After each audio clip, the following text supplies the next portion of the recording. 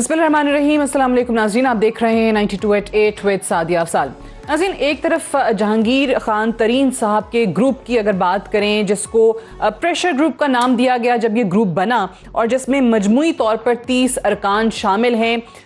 आने वाले दिनों में इनका इजलास होने जा रहा है। कुछ ऐसी इत्तलात हैं कि जब से नज़ीर चौहान साहब ने जो है वो माफ़ी एक तो मांगी और साथ ही ख़ुद को अलग कर दिया तरीन ग्रुप से, तो उसके बाद अब उनका इजलास जो होगा उसमें एक बहुत ही अहम तजवीज़ इस ग्रुप के अरकान की तरफ से आई है, उस पर गौर किया जा रहा है। और वो होगा कि क्या इज्तमाई तौर पर ये पूरा ग्रुप जो है, यानी 30 अरकान पंजाब में भी और वफाक में भी, वो इस्तीफ़े दे दें।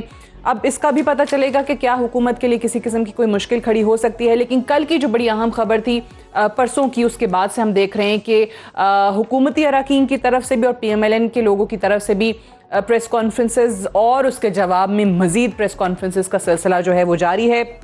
एक तो हुकूमत की तरफ से ये कहा जा रहा है कि नवाज शरीफ साहब जो हैं वो अब जल्द वापस आएंगे और मुल्क आते ही उनका ठिकाना जो है वो जेल होगी। लेकिन सवाल ये है कि एक तरफ तो उनको वीज़ा नहीं मिला, उनके वीज़े की जो मुद्दत थी वो ख़त्म हुई, उसमें तौसीह नहीं की गई, उनकी दरख्वास्त मुस्तरद कर दी गई, लेकिन वो अपील में ऑलरेडी जा चुके हैं। और एक ट्राइब्यूनल के बाद उसके बाद उनके पास अदालतों का भी इख्तियार है, वहाँ पे भी अपील की जा सकती है। सो ये पूरे का पूरा जो प्रोसेस है, जो लीगल माहिरीन बताते हैं वो ये कि ये साल 2 साल से कम का अरसा तो इसमें लगेगा नहीं। तो फिर किस अंदाज में हुकूमत को इस वक्त ये यकीन है कि आने वाले दिनों में जब भी नवाज शरीफ साहब वापस आएंगे तो वो जेल ही जाना पड़ेगा।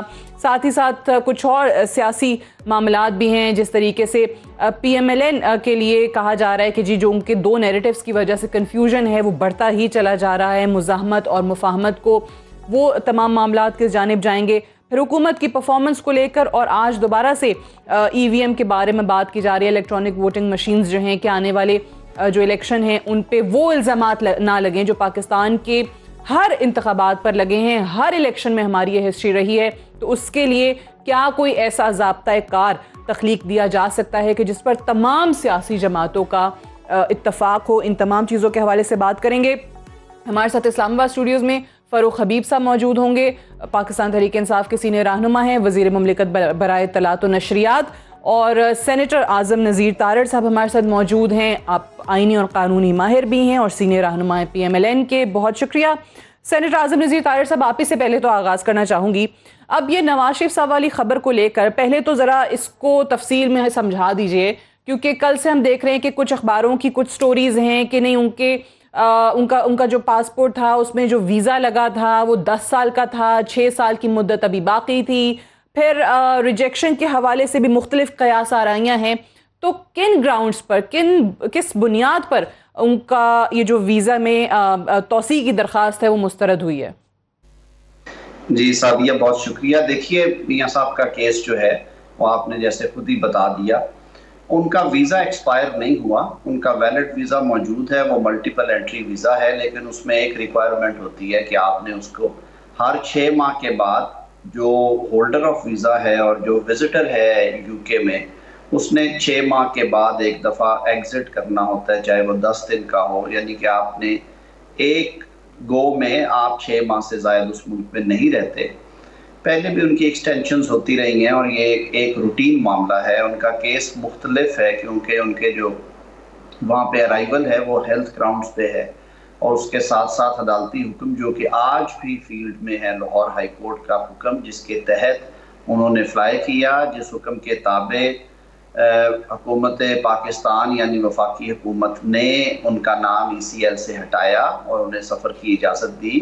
वो ऑर्डर आज भी फील्ड में है, वो ऑर्डर आज तक रिकॉल नहीं हुआ। एक ऑर्डर जो पंजाब हुकूमत ने उनको ज़मानत दी थी इस्लामाबाद हाई कोर्ट के अहकामात के ताबे, वो ऑर्डर रिकॉल यानी वो एक्सपायर कर गया और फिर इस्लामाबाद हाई कोर्ट में उनके वो वारंट्स का मामला आया। ठीक है, तो ये एक प्रोसीजरल चीज हुई है। जो एक और चीज ये आपने कहा कि उनका वीजा जो है वो अभी वैलिड था, पासपोर्ट उनका एक्सपायर हो गया था, लेकिन एक और चीज जो मौजूद था, 6 साल की उसकी मुद्दत अभी बाकी थी। जी, उसके बाकी थी नहीं, बाकी है, वो तो जाहिर है वो फील्ड में है अभी तक। जो उनके होम ऑफिस का केस है, जो उन्होंने डिसीजन दिया और उसके अंदर उन्होंने खुद लिखा कि जो एप्लीकेंट है shall have a right to approach the immigration tribunal, और उसकी मल्टीपल ग्राउंड्स होती हैं, जो कि उनकी एक हेल्थ ग्राउंड मौजूद है उसके लिए, फिर जो पॉलिटिकल रीजंस है पासपोर्ट एक्सपायर होने की वजह से ये दरखास्त मुस्तरद हुई?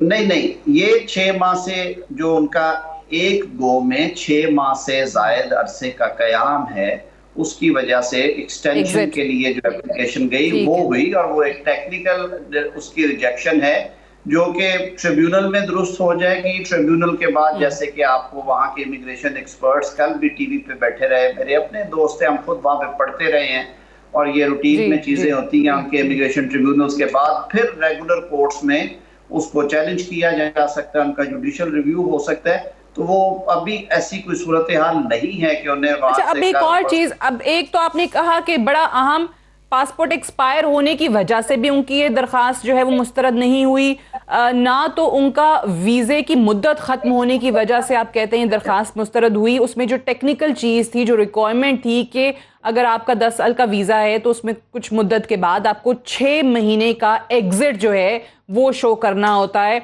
और उसकी वजह से ये हुआ। लेकिन एक और चीज जो हम जिस पे मुसलसल बात कर रहे हैं, जी फरमाइए। मैं ये कर रहा हूँ कि वो एक टेक्निकल रिक्वायरमेंट है, उनका वीजा जो है वो भी इंटैक्ट है, और वो जो एक्सटेंशन ऑफ टाइम है उसकी फिर मल्टीपल रीजंस होती हैं, वो अगर ट्रिब्यूनल उससे सेटिस्फाई हुआ तो वो उसको एक्सटेंड कर देंगे। ठीक है, लेकिन क्योंकि हुकूमत की तरफ से एक चीज कही जा रही है कि मेडिकल ग्राउंड पे अगर आप ये वाकई मुस्तनद और ऐसे मेडिकल रिपोर्ट्स वो अपने दिखाते कि वो बीमार हैं तो शायद ये रिजेक्शन नहीं होती, तो ये हुकूमती मौक़िफ़ है कि जी इसका मतलब है कि वो अपने आप को बीमार शो ही नहीं कर सके। देखिए सादिया, 2-3 चीजें हैं ना उसमें मटेरियल है। आप ऑर्डिनरली लोग विजिट वीजा पे जाते हैं और फिर वहां पे आप कम से कम इलाज की हद तक आप कर सकते हैं, लेकिन कई दफ़ा आप विजिट वीज़ा पे जाते हैं और आप तालीम हासिल करना, मैं अब यंगस्टर्स की बात कर रहा हूँ, वो शुरू कर दें तो उनको कन्वर्ट कराना पड़ता है उसको स्टूडेंट वीज़ा में। इसी तरह अगर आपकी सलाह बनती है वहाँ जाके कारोबार करने की तो आपको उसे कन्वर्ट कराना पड़ता है बिजनेस वीज़ा में। इलाज की सूरत हाल भी ये है कि अगर आपने बियॉन्ड 6 मंथ्स जाना है, उनको पहले ये बात ज़हन में रखिए कि उनको पहले जो एक्सटेंशन इसमें मिल चुकी है, because he is there since October 2019। नवंबर से भी अगर आप शुरू करें तो 2020 में उनके 1 साल पूरा हुआ और ये 6 माह उनको 2 एक्सटेंशन मिली हुई है। इसी वजह से उनका केस अच्छा है।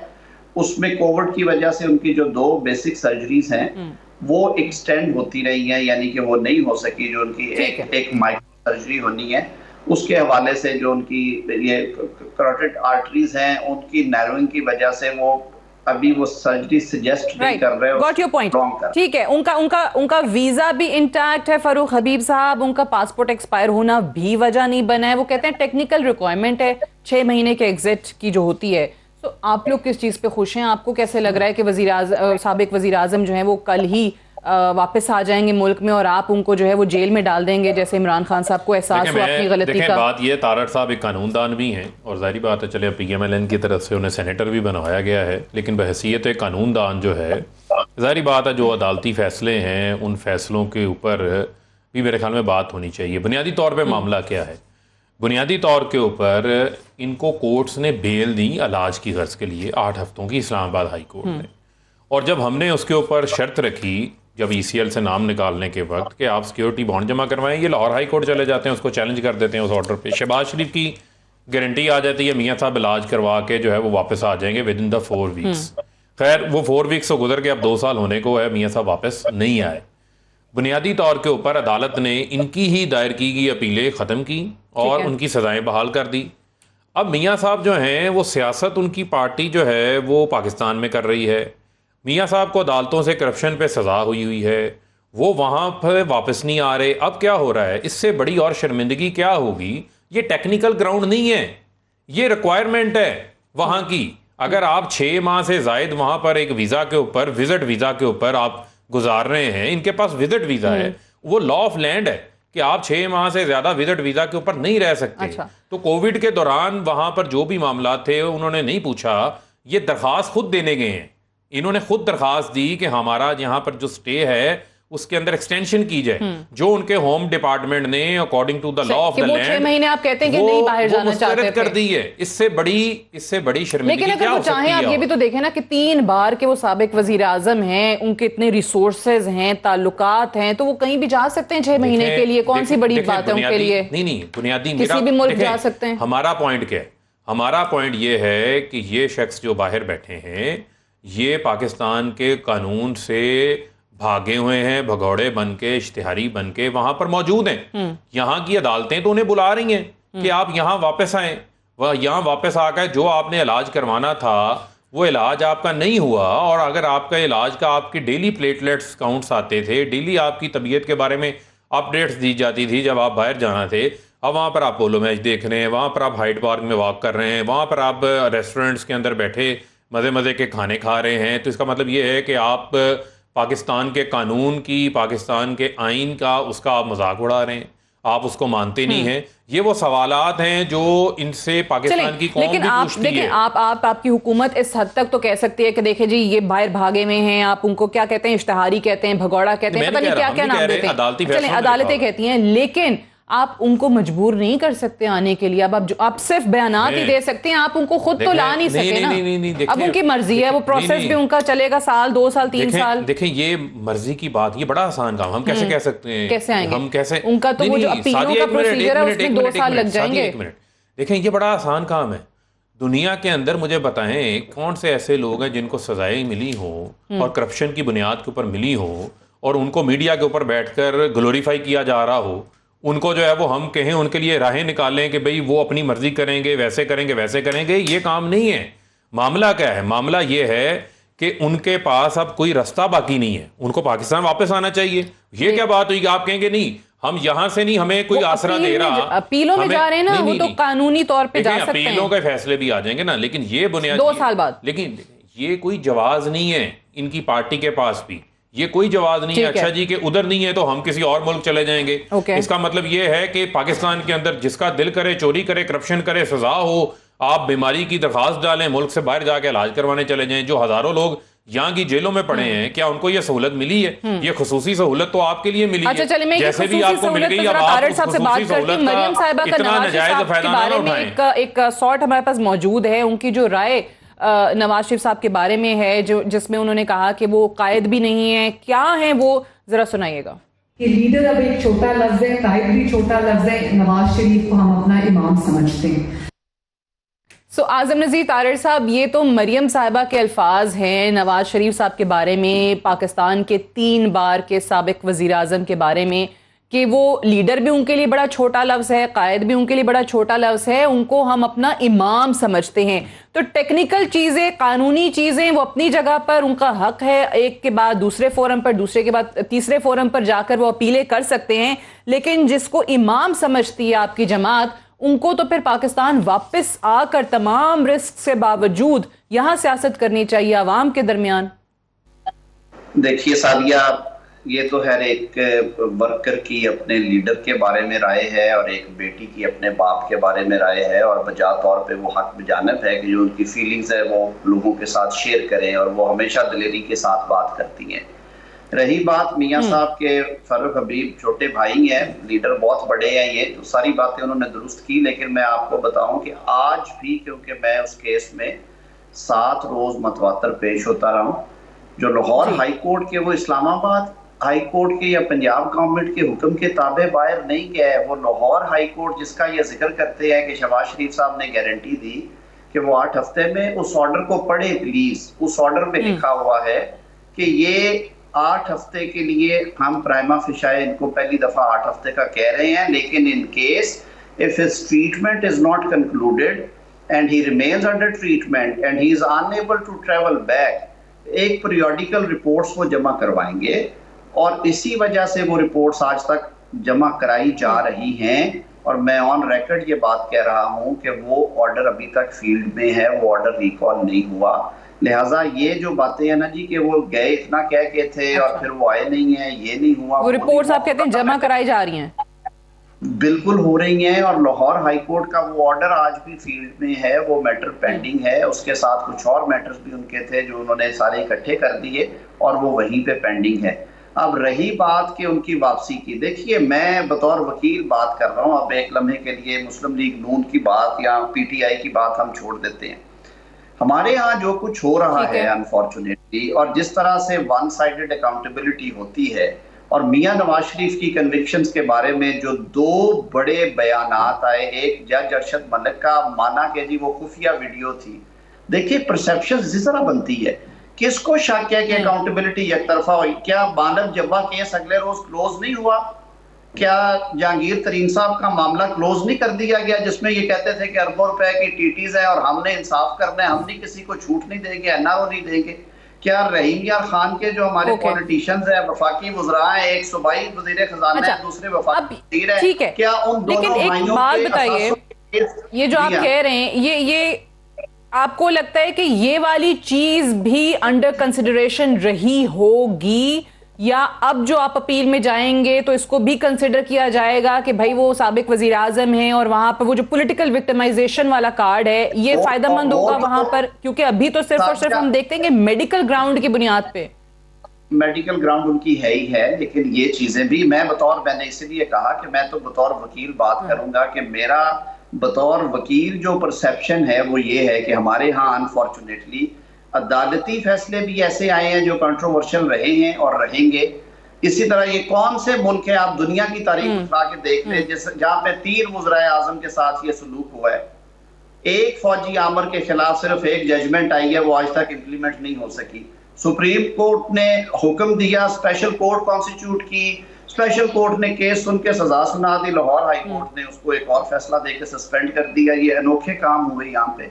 अब देखिए एक उसी हाई कोर्ट का जहाँ पे मियां नवाज शरीफ के केसेस पेंडिंग थे और पेंडिंग हैं, वहां के एक मोतबर सीनियर जज कह रहे हैं सुप्रीम कोर्ट के रूबरू पेश होके कि नवाज शरीफ के केसेस के हवाले से मुझसे फरमाइश थी और मैंने जब इनकार किया, और फिर दूसरे कुछ और मामलात पे फरमाइशें थी, जब इनकार किया तो चलिए वो यहाँ पे हुआ, मैं चले मानती हूँ यहाँ पे बयानात आए, यहाँ पर वो जजेस के वो बयानात हों, वकला के हों या जिस मर्जी के भी हों, यहाँ पर वो चीज़ हुई, वो आप जो बात कर रहे हैं वो बयानात ऑन रिकॉर्ड हैं। लेकिन अगेन वही बात है, ब्रेक के लिए मुझे कहा जा रहा है, ब्रेक से वापस आकर ज़रा इस पर तफसील से बात करेंगे कि इस चीज़ का कितना एडवांटेज जो है वो वहाँ की अदालतों में या वहाँ के इमिग्रेशन ट्राइब्यूनल्स में नवाज शरीफ साहब को मिल सकता है। बात करते हैं एक वक्फे के बाद।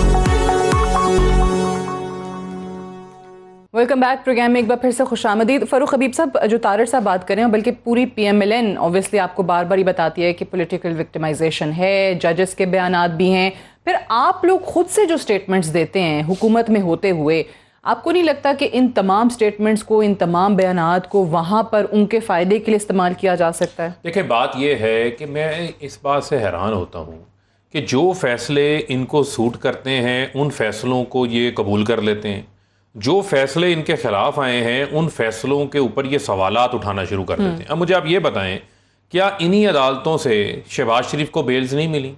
क्या इन्हीं अदालतों से जो है वो नवाज शरीफ को इलाज करवाने के लिए जाके बेल नहीं मिली? मुझे ये बताएं कि अदालती निज़ाम जो है वो आज़ाद है, इंडिपेंडेंट है। जब इंडिपेंडेंट है अदालती निज़ाम, आप उसी अदालती निज़ाम से भाग कर जो है वो बाहर बैठे हुए हैं, वहाँ पर आप उनके हुक्मनामों के ऊपर अमल दरामद करवाने के लिए तैयार नहीं है।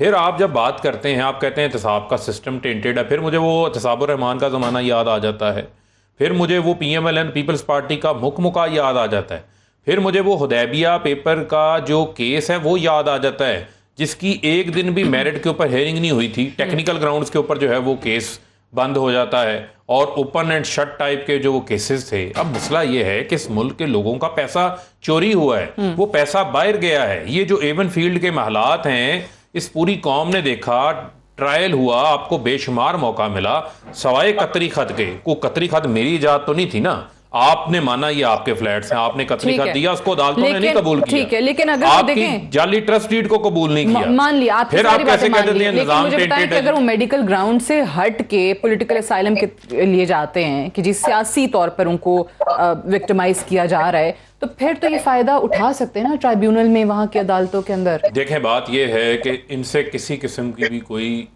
कोई भी बैद नहीं है। ये कोई भी इकदाम जो है वो उठा सकते हैं, चाहे वो पॉलिटिकल असाइलम वाला हो, चाहे जो भी हो। देखें, मामला क्या है? मामला ये है कि आपको एक मौका मिला, आपने बाहर इलाज के लिए जाने के लिए आपने दरख्वास्त दी, ECL के ऊपर नाम आपकी दरख्वास्त के ऊपर निकाला गया, शहबाज शरीफ आपके भाई ने दरख्वास्त दी थी। बुनियादी तौर के ऊपर क्या मामला है, अगर आपका इलाज अभी तक जो है वो नहीं हुआ और अभी तक ये कहते हैं जो रिपोर्ट्स जमा करवाई हैं उन अच्छा। रिपोर्ट्स को जो हाँ, पंजाब उन्होंने कहा है सुन कि वो तो करवा लें, रहे उन हैं रिपोर्ट्स regularly। की बुनियाद के ऊपर पंजाब हुकूमत को ये मुतमिन नहीं कर सके। उन्होंने वो रिपोर्ट्स इस्लामाबाद हाई कोर्ट के अंदर भी जमा करवाई, अच्छा। जिस वजह से उन्होंने कहा कि इनको बेल, इनकी एक्सटेंड जो है वो किसी सूरत नहीं होनी चाहिए। वो पंजाब हुकूमत उन को रिपोर्ट्स पे मुतमिन नहीं कर पंजाब सके। हुकूमत को ही कहा गया था कि आपने ये डिसीजन करना है। जो उनकी कमेटी थी वो उसको मुतमिन नहीं कर सके, और जो रिपोर्ट्स की ये बातें कर रहे हैं उन रिपोर्ट्स के पल्ले कुछ भी नहीं है। ओके, उन रिपोर्ट्स अच्छा में चलें, एक तारिक साहब एक तो इंजेक्शन इसका जरा भी नहीं जवाब दे लगवाया दें, गया। रिपोर्ट्स पे मुतमईन वो नहीं कर सके। और दूसरा सवाल यही जो मैं अभी फरूख हबीब साहब से भी पूछने की कोशिश कर रही थी कि नवाज शरीफ साहब को क्या उनका केस ज्यादा मजबूत हो जाएगा वहां पर अगर वो एक नए सिरे से पॉलिटिकल असाइलम के लिए या सियासी नौयत की एक दरख्वास्त देते हैं कि जी वहाँ मुल्क में जो चीज़ें आप बता रहे थे कि उनके साथ ये एहतसाब नहीं बल्कि इंतकाम का निशाना उनको बनाया जा रहा है, मेडिकल ग्राउंड से हट के अगर सियासी नौयत को बुनियाद बनाते हैं तो ज़्यादा मजबूत हो जाएगा उनका केस वहाँ? जी सादिया, दो बातें हैं। पहली बात तो ये है कि he has not and he will not apply for political asylum so far, जो मुझे इंफॉर्मेशन है। दूसरी बात ये है कि उनका ये हक है वहाँ पे, जो उनका डोमेस्टिक लॉ है उसके तहत भी, जो उनके इमिग्रेशन लॉज हैं उनके तहत भी, कि वो जो उनको अवेलेबल ग्राउंड्स हैं उनके ऊपर, क्योंकि उनका वैलिड वीज़ा अभी मौजूद है और ये एक टेक्निकल हिच है कि उन्होंने 6 महीने मुल्क से बाहर नहीं गुजारे, जिसकी 6 महीने के बाद एक दफ़ा एग्जिट करके दोबारा एंटर नहीं हुए। दूसरी बात रही, मेरे भाई हैं, मैंने पहले भी अर्ज किया था कि फारूक भाई, लाहौर हाई कोर्ट ने इनको इजाजत दी। अच्छा, और पासपोर्ट का भी बता दें, पासपोर्ट का क्या किरदार है, क्योंकि वो भी एक्सपायर्ड है। तो ट्रैवल डॉक्यूमेंट अगर आपका एक्सपायर्ड हो तो फिर क्या ऑप्शन है? नहीं, उसके लिए देखें, आपका जो जिस वक्त वो आए थे यूके में, उनका एंट्री जो है वो वैलिड थी, उसके बाद उसकी वो रेलेवेंस नहीं रहती जो कि एंट्री के टाइम पे होती है। वो एक ग्राउंड है उनके पास, मियां साहब के पास, करने के लिए तो है कि पॉलिटिकली उनको विक्टिमाइज किया गया है और उनका पासपोर्ट कैंसिल किया गया यूनिलैटरल ऑर्डर्स के साथ, और that would be weighing in his favour. वो उनके हक में ये बात जाएगी जो उनके पासपोर्ट की कैंसिलेशन है। अब आगे चलते हैं कि जो ये बात कर रहे थे ना, साहब कैंसिल नहीं किया गया, उसकी मियाद खत्म हुई। जी सर, नहीं, एक तो आपकी तरफ से, गवर्नमेंट ऑफ पाकिस्तान की तरफ से मूव आई थी, मिनिस्ट्री ऑफ इंटीरियर की तरफ से, मैं खुद देखता हूं उसे, मिनिस्ट्री ऑफ इंटीरियर ने ब्लॉक किया उनका पासपोर्ट, उनका CNIC जो है नादरा को लिख के भेजा, और फिर उस बुनियाद के ऊपर जो उनका वैलिड पासपोर्ट था उस पर उस पर वो एक्शन किया गया। मैं दूसरी बात एक अर्ज कर दूं, दूसरी बात यह है कि इस्लामाबाद हाई कोर्ट ने कभी भी उन्हें ना मेडिकल ग्राउंड पे जाने की इजाजत दी, ना इस्लामाबाद हाई कोर्ट में बाद में कोई मेडिकल रिपोर्ट्स ऐसी पेश हुई। ये पंजाब गवर्नमेंट ने डिसीजन किया था, इस्लामाबाद हाई कोर्ट ने रेफर कर दिया कि उन्हें लाहौर हाई कोर्ट ने मेडिकल ग्राउंड्स पे बेल दी है। और किन की रिपोर्ट्स पे बेल दी? हुकूमत पंजाब के डॉक्टर्स, और फिर वफाकी हुकूमत ने हुकूमत पंजाब से कहा कि नहीं, यहाँ पे तसल्ली नहीं होती, आप आगा खान के एक एक्सपर्ट को बुलाएं, जिसकी वजह से वहां से एक, आपको याद होगा, डॉक्टर तशरीफ लाए जो कि हेमाटोलॉजिस्ट थे। डॉक्टर फैसल सुल्तान साहब ने उस बोर्ड में अपनी इनपुट दी। डॉक्टर यास्मीन राशिद साहिबा खुद उसको मॉनिटर करती रही, वो और डॉक्टर ताहिर शमसी, गालिबन ताहिर शमसी साहब, जी मैं नाम उनका मेरे ज़हन में नहीं था आ रहा, बहुत शुक्रिया। तो या तो फिर हम वो डॉक्टर्स हैं जिनको चॉइस पंजाब हुकूमत ने किया, ये मुस्लिम लीग नून के डॉक्टर्स की टीम नहीं थी, पंजाब हुकूमत ने वो बोर्ड और लाहौर हाई कोर्ट ने उसको अप्रूव किया। ठीक है, मुझे याद है कि उसके वो तो अब पता नहीं क्या हुआ ना, वो तो वजीर आजम साहब कहते हैं कि भाई मुझे उनको रहम आ गया वो रिपोर्ट्स देख के, फिर खुद ही इन्होंने बाहर भी भिजवा दिया। वो तो आपकी बात दुरुस्त है, कुछ नहीं भिजवाया तो हुकूमत नहीं है। या तो फिर ये अपने वजीर सेहत जो है आजकल फैसल सुल्तान साहब, या तो उनकी डिग्रियां चेक करवाएं। फैसल सुल्तान साहब खुद कंफर्म करते रहे, वो बड़े सियाने डॉक्टर हैं। उन्होंने कहा कि हाँ ये सूरत है। और एक बात मैं आपको बताऊं, ये जो बात करते हैं ना कि मियां नवाज शरीफ हाइड पार्क में क्यों जाते हैं, मियां नवाज शरीफ अपने बच्चों का मैच देखने क्यों चले गए, आपको याद होगा मियां नवाज शरीफ जब सर्विसेज में भी दाखिल थे तो वो पांव पे चल के अपने डेंटल मुआयने के लिए गए थे, क्योंकि उनके मसूड़ों का खून नहीं था बंद हो रहा, खून पतला होने की वजह से। वो जब जहाज पे सवार हुए तो कोई लोग उन्हें कंधों पे उठा के नहीं थे सवार कर रहे, वो अपने पांव पे चल के यहाँ से गए हैं। और मैं खुद उनसे उन दिनों में 2 दफा मिला हूँ अदालती हुक्म के ताबे। देखिए बीमारियां, कई कैंसर पेशेंट्स ऐसे हैं जिनकी 3rd स्टेज होती है और वो आपके सामने घूम फिर रहे होते हैं, चल रहे होते हैं। मेरे ख्याल में मरियम का बयान आप सुनाए जो कहाँ पे ये लिखा हुआ जान है? की जमानत में हाँ। इनके कितने बयानी हैं? ठीक है, अच्छा कहाँ पे चलें, एक तो ये लिखा इन्होंने हुआ है? याद करवा दिया कि जी मरियम साहिबा का बयान वो था कि जान की अगर जमानत उनके ये हुकूमत देती है तो फिर वो अगली ही फ्लाइट पर वापस मुल्क आ जाएंगे। और ये मैंने सवाल जो बार बार इनसे भी मैंने पूछा, आपसे भी पूछा, पॉलिटिकल असाइलम वाला, वो मैं इसलिए कह रही हूँ कि लगता ऐसे है आपके कुछ ऐसे लोग हैं जिनके स्टेटमेंट्स आए हैं कि जिन्होंने सेहत की बात नहीं की है, मेडिकल ग्राउंड को सामने नहीं रखा है, उन्होंने ये स्टेटमेंट दिया है कि जी मियां साहब की जान को खतरा है इसलिए वो वापस नहीं आते हैं। तो फरूख हबीब साहब ये चीज जहन में रखिएगा। आप लोग तो खैर उनको लाने के लिए कुछ कर नहीं सके, ये तो अगर हो गया उनको सेहत की वजह से। आप if you look back into history, जब मियां साहब अपनी जो एलिंग वाइफ थी जिनके बारे में भी ये कहा गया कि उन्हें कुछ भी नहीं है, वो बस एक ड्रामा है कि उन्हें लिटाया हुआ है बेड पे, हालांकि वो बिल्कुल टर्मिनल स्टेज पे थी, उनको जब वो छोड़ के कन्विक्शन अनाउंस होने के बाद रज़ाकाराना तौर पे इस मुल्क में आए, जो सलूक उनके साथ अडयाला जेल में किया गया, मैं खुद उसका गवाह हूं, क्योंकि मैं उनको कानूनी मुशावरत के लिए उनकी लीगल टीम में था, तो हम जाते थे। मियां साहब और मरियम नवाज को एक जेल में रखा गया, लेकिन उन्हें हफ्ते में सिर्फ बाप बेटी को एक दफा मिलवाया जाता था, जो कि महरम है आपस में कि जी नहीं वो ज़नाना जेल में है। मियां साहब के सेल में वो आप कहते हैं वो जो सलूक उनके साथ किया गया उसके बायस ऑब्वियसली ये स्टेटमेंट सामने आई कि जान को खतरा है या हो सकता है। मुझे एक ब्रेक लेने दीजिए, ब्रेक से वापस आकर फरूख हबीब साहब का इस पर मौक़िफ़ जानेंगे एक वक्फे के बाद।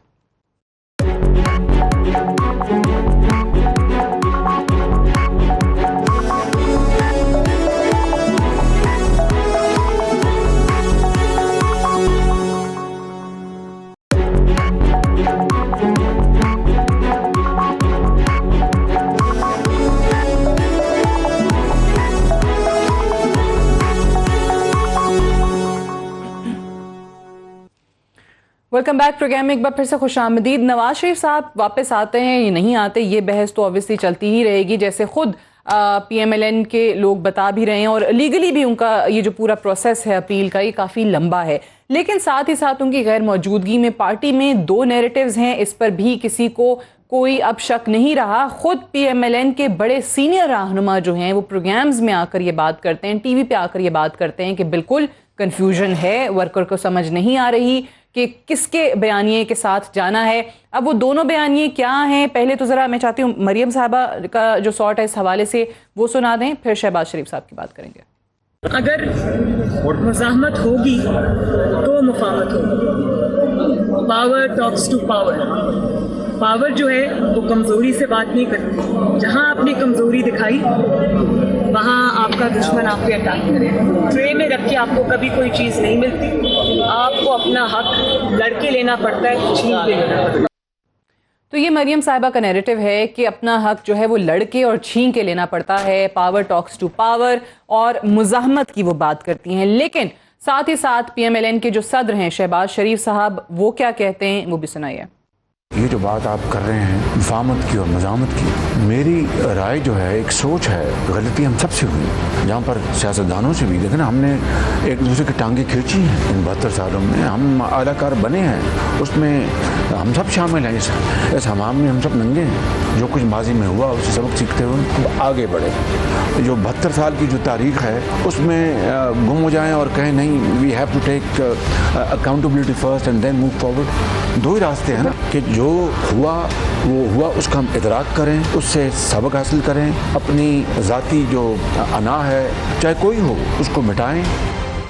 शहबाज शरीफ साहब मुसलसल मुफाहमत की बात कर रहे हैं। फ़ारूक हबीब साहब, मैं तारड़ साहब से तो उनकी पार्टी के हवाले से जानूंगी, उनकी पार्टी में तो चले कन्फ्यूजन है, लेकिन अपोजिशन लीडर भी हैं शहबाज शरीफ साहब, सदर भी हैं पार्टी के, पार्लिमान में भी हैं। आप लोग बार बार कहते हैं कि पार्लिमान से बाहर वालों से तो हम बात नहीं करेंगे, लेकिन पार्लिमान के अंदर जो मौजूद हैं लोग, उनसे बात हो सकती है। तो वो मुफाहमत की ऑफर कर रहे हैं, आप लोग उनसे बात करेंगे? देखिए, हमें तो बात करने पे किसी किस्म का कोई एतराज ही नहीं है।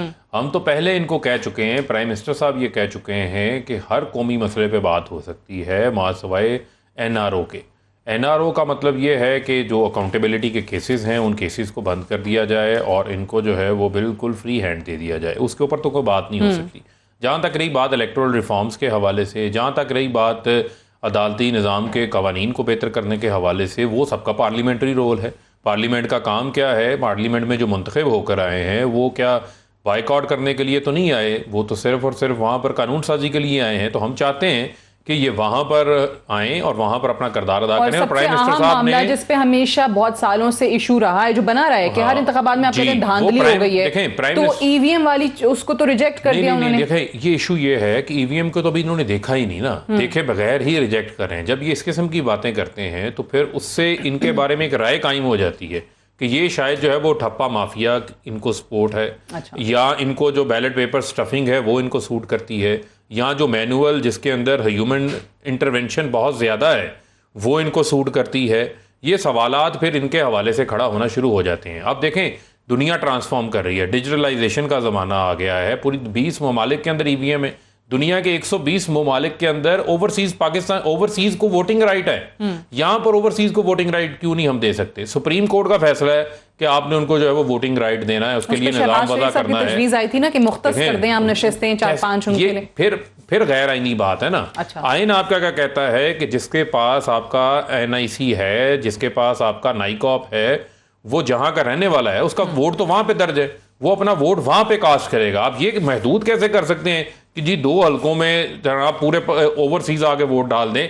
ये ओवरसीज को राइट देना नहीं। वो कहते हैं उनको पार्लियामान में लेकर आए, पार्लियामान में उनकी नशिस्तें असेंबली में और सेनेट में, वो एक अलहदा चीज है। लेकिन हम कह रहे हैं कि हम तो उनको पूरा वोटिंग राइट फराहम कर रहे हैं, ठीक है, कि वो भी वोट कास्ट कर सकें। चलें इस पे बात करती हूं। वो जहाज भर भर के बाहर जाते हैं। अपनी जमात में जो कंफ्यूजन है, 2 नैरेटिव्स हैं, इसका क्या करेंगे? फिर ऊपर से हुकूमत कहती है कि जी नवाज शरीफ साहब नहीं थे, इनका अपना फैसला था, चले गए। गिलगित बल्तिस्तान में भी आज हमारी हुकूमत है, आज़ाद कश्मीर में भी हमारी हुकूमत है। फिर जो लोग पाकिस्तान में मौजूद हैं उनके दोनों के ख्यालात और उन दोनों के बयानियां आपके सामने, वर्कर आपका, वोटर आपका, सभी कंफ्यूज हैं।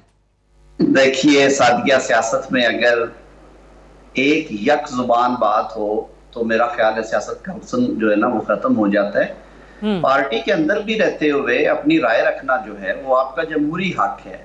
हाँ, पार्टी ने कौन सा बयानिया जो है उसको कैरी करना है और किस बात को उसने वजन देना है, वो पार्टी की क़यादत और पार्टी के वर्कर्स जो हैं वो तय करते हैं। और मेरे ख्याल में इस बात में किसी को कोई शक शुबा नहीं है, और इसका इजहार सदर पाकिस्तान मुस्लिम लीग ऑपोजिशन लीडर मियाँ शहबाज साहब भी बारहा कर चुके हैं कि पाकिस्तान मुस्लिम लीग नून जो है वो करती है जो उसकी आला क़यादत तय करती है, और उसमें एक कुलीदी किरदार है मियां नवाज शरीफ साहब का। पाकिस्तान मुस्लिम अब वो उसमें में क्या जो शहबाज शरीफ साहब बात करते हैं उसमें फिर सदर वो हैं, नायब सदर जो हैं वो मुज़ाहमत की बात करती हैं। अब मैं ज़रा कोट करना चाहूँगी क्योंकि मेरे प्रोग्राम में 1-2 दफ़ा ये कैसर अहमद शेख साहब आपके MNA हैं, उन्होंने एक बयान दिया और ये कहा कि हमारी पार्टी के 80% लोग जो हैं पार्लियामान में मौजूद जो लोग हैं, पार्लियामेंटेरियंस, लेजिस्लेटर्स, वो शहबाज शरीफ साहब के साथ हैं। सो वही बयानिया है, मुफाहमत का बयानिया इस वक्त PMLN का। देखिए सादिया, वो सारे शहबाज शरीफ साहब के साथ हैं और शहबाज शरीफ साहब जो हैं वो नवाज शरीफ साहब के साथ हैं, और उसमें कोई दूसरी राय नहीं है। ये बातें पिछले 20 साल से हो रही हैं, 5-1 साल से तो मैं भी बहुत करीब से चीज़ों को देख रहा हूँ, और ना सिर्फ कानूनी हवाले से मुशावरत, कुछ दूसरे मामलात में भी अब बैठना होता है मुझे। ये तो मेरे ख्याल में किसी की ख्वाहिश पूरी नहीं होगी कि इख्तलाफ हो जाए मियां नवाज शरीफ साहब और शहबाज शरीफ में। अब दूसरी बात जहां तक रही, आप EVM पे बात कर रही थी, ये मैटर अभी पार्लिमानी कमेटी के पास है, जो स्टैंडिंग कमेटी है सेनेट में, उसके पास। आपको याद होगा कि ये इतना इंपॉर्टेंट लॉ है, लेकिन ये स्टैंडिंग कमेटी को एक तरह से रश में क्रश करके भेज दिया गया कौमी असम्बली से इसको पास करके, और अब वहां पे मौजूद है, जिसमें हुकूमती और अपोजिशन अरकान बैठे हुए हैं। उसमें पिछली दफा जब ईवीएम्स पे बात सुप्रीम कोर्ट ऑफ पाकिस्तान के हुक्म के तहत होती रही, 119 मीटिंग्स हुई, 2 डिफरेंट कंसल्टेंट्स की आराह आई। सुप्रीम कोर्ट ने कहा कि आप इसे पायलट प्रोजेक्ट्स करेंगे ज़िमनी इंतखाबात में।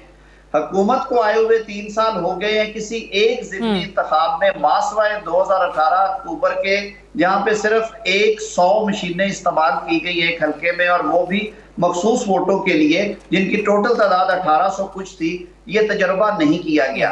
मेरे भाई ने कहा कि ये जो पर्सनल इसमें इंटरफेरेंस होगी, मैनुअल वोटिंग में अमल दखल होता है। मैं लाहौर हाई कोर्ट की आपको मिसाल देता हूँ, यहाँ पे हमने इलेक्ट्रॉनिक वोटिंग शुरू कर रखी है।